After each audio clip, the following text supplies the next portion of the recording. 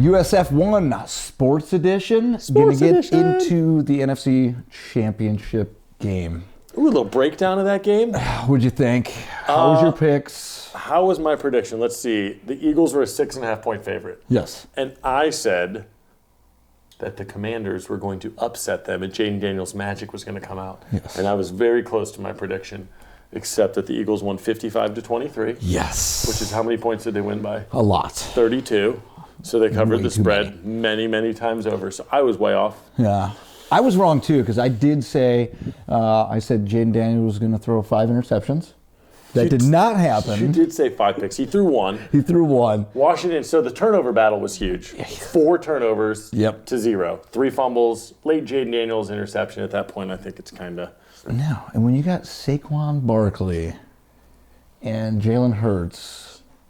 I mean, that was ridiculous. How many touchdowns Saquon Barkley get? Saquon, 3. 3 touchdowns. Jalen Hurts, 3 rushing and a throwing. So it was the first time in the history of the NFL that 2 different players in the same game both had 3 rushing touchdowns. That would have been an awesome bet on DraftKings. We should have bet. Oh, my God. We should have bet because the first 2 touches by Saquon Barkley were 2 touchdowns. Yeah, 60-yarder on the first drive. Yeah, and like 6 or 7. 4-yarder after that. That is ridiculous. He's the man. And my MVP candidate, so... I mean, no, I mean, he's been a stud all year. He's a team man. He's turned over the new feather, as we said. But he had, 118 yards rushing, 3 touchdowns. Jalen Hurts, 246, 3 rushing touchdowns, passing touchdowns. They're unbelievable. Yes. And I shouldn't have gone against it, but Now, Jaden did well. He had 250 yards passing. He did have a touchdown. Did have the pick. But all the turnovers, and he was just staring down Zach Ertz. 16 targets to Zach Ertz. He had 11 catches, over 100 yards. But if your tight end across the middle is your only go-to all game. Well, good job, Washington. You have a... Do you think he's going to fall off in the next couple of years? Or do you think he's going to be their franchise quarterback? I don't. I think he is the man. Okay. And I think he's going to be a top 5 quarterback going forward. I think it's a matter of the team they build around him. Okay. Because Zach Ertz is obviously an aging tight end. He doesn't have much time left. They have the McLaren.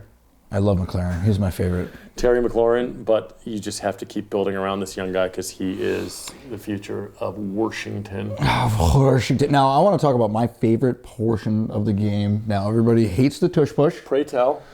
Do you hate the tush push? I don't care about it. I don't know that it would have mattered in this game anyway. I know people were complaining about it, but I don't think it really would have mattered. Here's my only problem. I think it's dangerous. The guys chopping at each other. It always seems to work, but it only works with the teams that can do it. Yeah. You know, like Buffalo can do it. Obviously, the inventors, the Eagles, do it amazing. But you see other teams. Pittsburgh's tried it. It's embarrassing. They lose a yard. So there is a lot of technique, and you have to have a center and a couple of guards that are just beasts. But Boogie hates it. Boogie hates it. My favorite part of the game, though, out of the whole thing, was when they were going to do the tush push. Everyone was going to do the tush push. They knew. And the defender just kept jumping over the top. Yes. Which brings me to like a really quick topic, and I know that you didn't know. No. I didn't know if a team did cause that penalty. What was it? Offsides penalty. Yeah. 3 times. He did it one more time. If that same player did it 3 times, they were going to award, basically say, you get the touchdown. We did watch this game together. Yes. We snuggled up and watched both of these games. Yeah. But snuggle, a cuddle. The guy, it was the safety that jumped over. He tried to pull Troy Polamalu, did it twice in a row. They warned him after the second one that if he did it a third time, he could get a personal foul, and there'd be automatic first down. Then it was a different lineman that was offside, so it was 3 in a row, but it was a different guy. That's when they came and said it wasn't the personal foul anymore. It said, by rule, they can just arbitrarily award a touchdown. They didn't say if he does it one more time, but they said we've let them know that at some point we could just award them. So I was praying to God they do it a 4th time because I just wanted to see an awarded touchdown. That would be the craziest thing. It wouldn't have changed the game. It was a complete blowout at that point. They would basically, by them saying that, they awarded the touchdown because everybody knew, like, okay, now I can't move at all. I can't even. They were a half step slow. And then the ball was literally like, the center already had it over the line. So it was. It was 1 nick away from the goal line. It was so close. So let's talk now. You got the Beagles and the Chefs go to the Super Bowl. Oh, the Eagles. Beagles and the Chefs. That is a great commercial. So Chefs. I would have changed my hope for, if I would have known the Chiefs were going to win, I would have wished that the Commanders win, because this is the Super Bowl that I knew was going to happen, and I hate to see. It happened 2 years ago. Yeah, who wants to see this? I mean, only if Philly can get some retribution and they can win, that would be awesome. That'd be the only thing. I'm only cheering for Saquon Barkley, and pretty much at this point. Although I do like the Brown fella, he's cool. Would it bother you as a fan if the Chiefs three-peated for the first time in NFL history? They won the last two. Mahomes won. He's won three. He's won the last two. This would be his fourth total, third in a row. They've been to the Super Bowl for the last 5 years. He's been to the AFC Championship since 2018. Every game of his career, right? Every year of his career, or since 2018? I think since 2018. I'm not sure, but let's just say that's a lot. He is a complete stud. And you have Andy Reid, who, my question is it him? Is it Mahomes? Or is it Andy Reid's genius play calling? And then you have Spagnuolo on the other side, great defensive coordinator that has Buffalo's number. They struggle to score. They were lucky to even be in that game. This is the Patriots from 10 years ago.